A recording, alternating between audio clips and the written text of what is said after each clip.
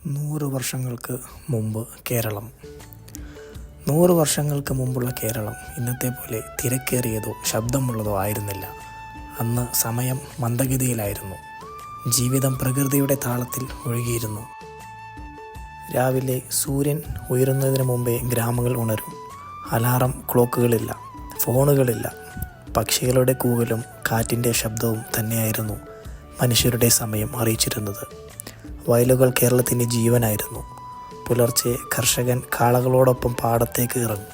ചെളിയും വെള്ളത്തിലും കാൽമുക്കി മണ്ണിനെ അമ്മ പോലെ കരുതി അവർ കൃഷി ചെയ്തു. മഴ ലഭിച്ചാൽ സന്തോഷം, മഴ പാളിയാൽ പ്രാർത്ഥന. പ്രകൃതിയായിരുന്നു അവരുടെ ദൈവവും ആശ്രയവും. നദികൾ അന്ന് വെറും വെള്ളം ഒഴുകുന്ന ഇടങ്ങളല്ലായിരുന്നു. അവയായിരുന്നു യാത്രാമാർഗം, കുടിവെള്ളം, ജീവിതത്തിൻ്റെ ഭാഗം. വള്ളങ്ങൾ പുഴയിലൂടെ നീങ്ങുമ്പോൾ പാട്ടുകളും കഥകളും ഒഴുകുമായിരുന്നു. കടൽക്കരകളിൽ മത്സ്യത്തൊഴിലാളികൾ ചെറുവള്ളങ്ങളിലായി തിരകളെ നേരിട്ട് മീൻ പിടിക്കാൻ പോയി.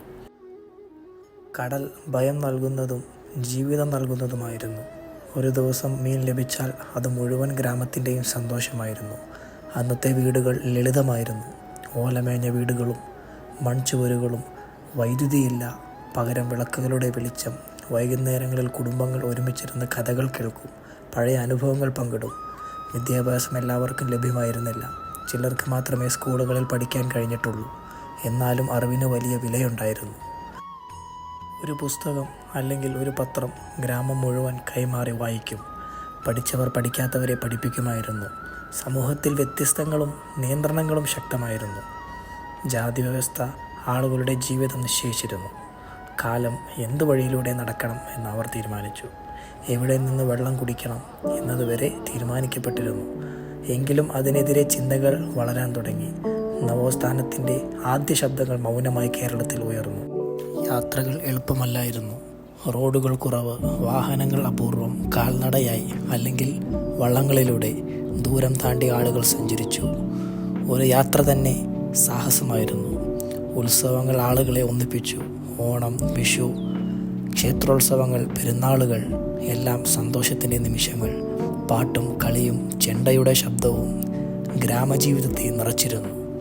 100 വർഷങ്ങൾക്ക് മുമ്പത്തെ കേരളം സൗകര്യങ്ങൾ കുറവായിരുന്നെങ്കിലും ബന്ധങ്ങൾ ശക്തമായിരുന്നു. അയൽക്കാരൻ കുടുംബമായിരുന്നു, ഗ്രാമം വീടായിരുന്നു. അങ്ങനെ കഷ്ടപ്പാടുകളും പരിമിതികളും ഉണ്ടായിരുന്നെങ്കിലും പ്രകൃതിയുടെ ചേർന്ന പരസ്പരം ആശ്രയിച്ച് മാറ്റത്തിനായി തയ്യാറെടുക്കുന്ന ഒരു നാടായിരുന്നു 100 വർഷങ്ങൾക്ക് മുമ്പത്തെ കേരളം.